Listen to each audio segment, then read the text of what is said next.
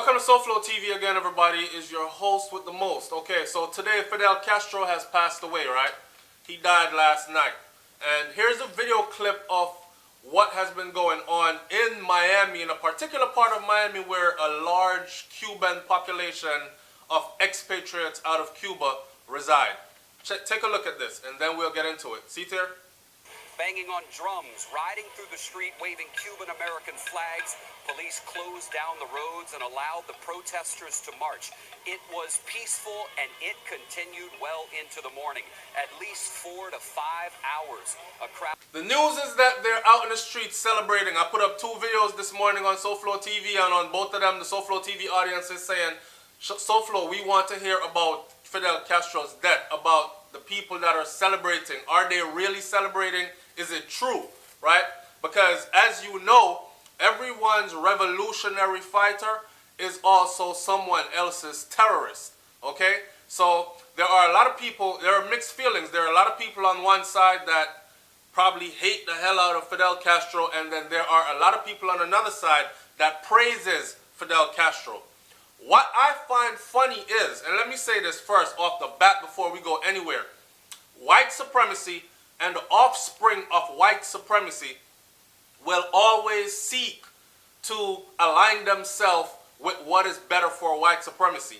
Now, with that being said, what I noticed while the whole protest, or not even protest, they call it, it's funny how they label it peaceful protest, and the police in Miami shut down traffic and allowed the protesters to protest until the wee hours of the morning and all that. The mayor and all this, and it was a joyous celebration and all these other words they put to it, right? Now, you must understand the relationship between the United States of America and Cuba, and you must also understand the things that Fidel Castro did throughout his lifetime, in particular, fighting apartheid, colonialism, and white supremacy. In particular, helping African nations, multiple African nations, to free themselves of apartheid, colonialism, and white supremacy.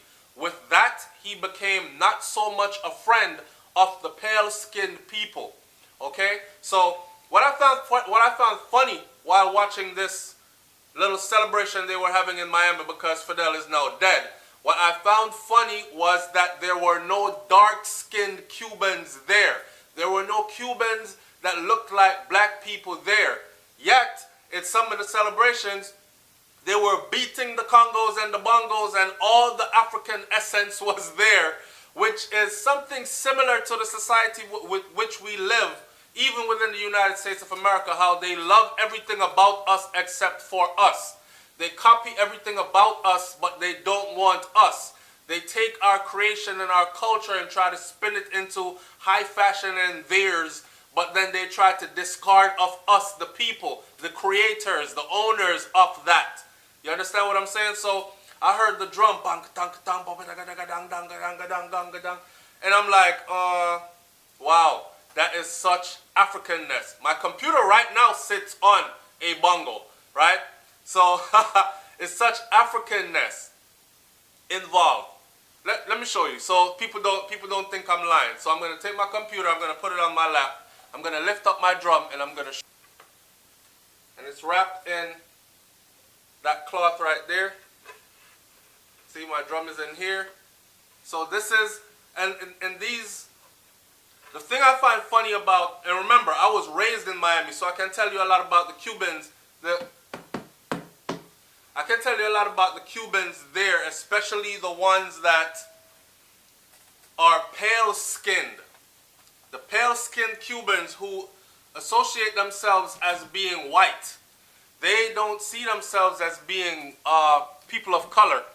They see themselves as being white people, okay?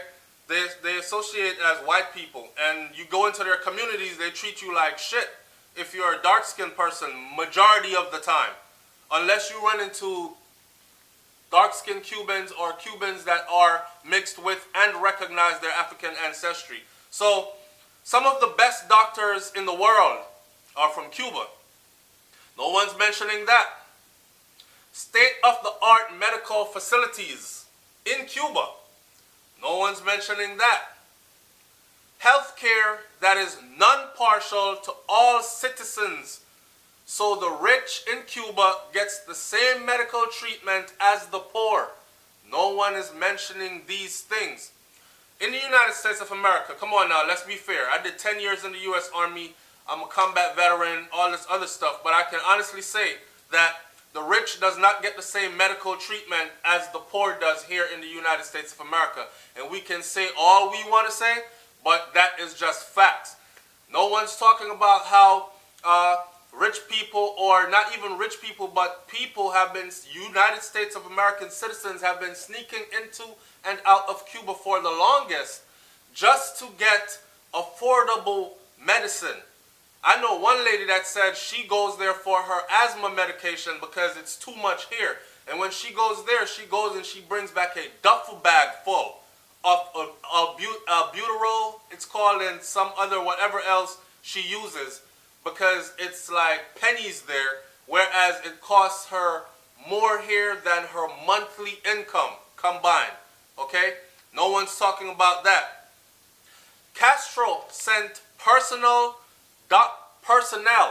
He sent personnel, doctor, medical supplies, soldiers to help African nations to free themselves or to fight off apartheid, colonialism, and white supremacy. No one is talking about that.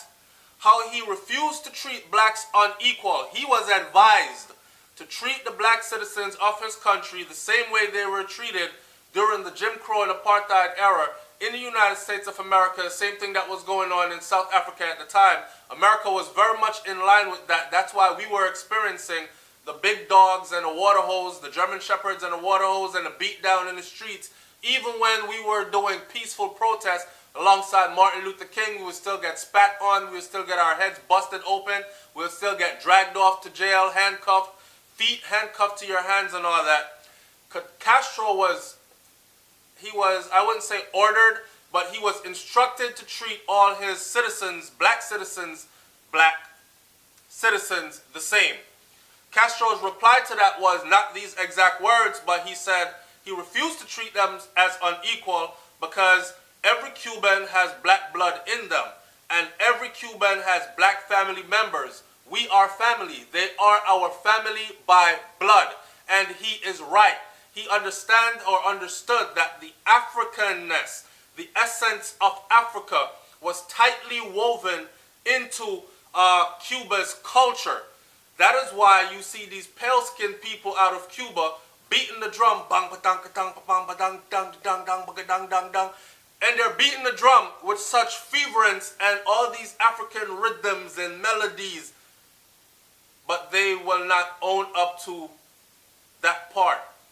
I read a book one time that said something about the hidden, or the grandparents in the closet or something like that, where it tells about these Africans, or it tells about these Cubans and Puerto Ricans that hide the darker members of their family, particularly abuelo and abuela, grandma and grandpa, in the back of the closet, or hide them in the back of the family tree book. So no one knows. So you skip through all the pages, you'll see all the light skin, which more look like Spain, Spaniardish, European members of the family in resemblance, not knowing that they all come from the dark-skinned people in the back of the family book. So it's no surprise that these people are out in the streets dancing, and when you look in the crowd, you see no dark-skinned people. It's just the pale-skinned Cubans. And I don't know the extent of what they, because this can go in many directions. Like one lady said, she was not able to spend her early childhood days with her father because he was a political prisoner in Cuba under Castro's regime, because he refused to go along with Castro's regime. Well, he was one of them that escaped and came to America. Now, if you escape and you came to America because you refused to go along with the regime, and you raised your children telling them these stories, you can only expect this kind of a reaction from them. So I can't really fault people for being brainwashed their whole life, or for believing what they were taught their entire lives, as if their lives depended upon it, and they're celebrating. Woohoo to them.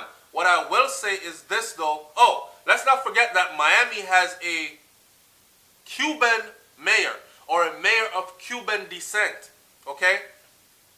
Let's not forget certain things like Cuba has no extradition dealings with the United States, so how should we call them then? Prisoners of political POWs, political prisoners of war. One of the most famous ones is Assata Shakur, right? Who is said to be hiding out in Cuba. Let's not forget about that. Let's not forget how America wants that to be different. Political prisoners in the United States of America that were fighting for black freedom. America's first set of black terrorists were African Americans that were fighting for the right for African Americans to be treated as equal. A lot of them had to run off and go off and hide into Cuba. Well, Cuba under Castro provided a safe haven in a regime for them that they can hide under and still survive, right? So you got to understand all the dynamics to this story, and I encourage you and I urge you to go and seek and search and find, and don't just believe everything that's coming from one angle, okay? Here's an example of, so I want you to go to AtlantaBlackStar.com, AtlantaBlackStar.com, and you will find 9 instances of Fidel Castro and Cuba's helping black people fight colonialism and white supremacy.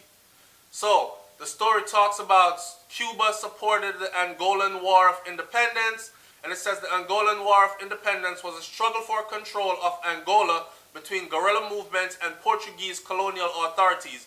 If you don't remember, in Angola, a lot of Angolan citizens lost their arms, they were chopped off, and these kinds of things. There's a lot of gold and diamonds in Angola, right? In October of 1975, South Africa invaded Angola with the support of the U.S. government to overthrow the left-wing popular movement for the liberation of Angola, the MPLA, in the soon-to-be independent country. In 1988, Cuban troops intervened again and also convinced the Soviet Union to back the People's Armed Forces for the liberation of Angola. Offensive against UNITA, which was supported by South Africa, and South Africa at the time was under white rule, under the apartheid regime. And there are many more instances, like Fidel Castro standing side by side with Nelson Mandela. Cuba provided assistance for the ANC's fight against apartheid. You understand? Cuba provided amnesty for Assata Shakur. You can go here to AtlantaBlackStar.com. Cuba supported black American businesses.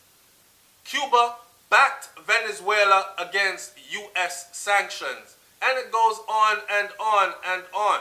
And all these have to do with dark-skinned people fighting for their rights against apartheid, colonialism, and white supremacy. Cuba offers free medical schools to blacks. Cuba offers free medical schools to blacks. So in 2000, Castro announced that Cuba would provide free medical training to hundreds of low-income Americans. The late Reverend Lucius Walker, former executive director of the Interreligious Foundation for Community Organization, the New York-based group that facilitates the program statewide, said Castro's scholarships offer would be necessary if American medical schools open their doors wider to disadvantaged minorities. Cuba didn't create discrimination against black people, Walker said. That's a U.S. phenomenon.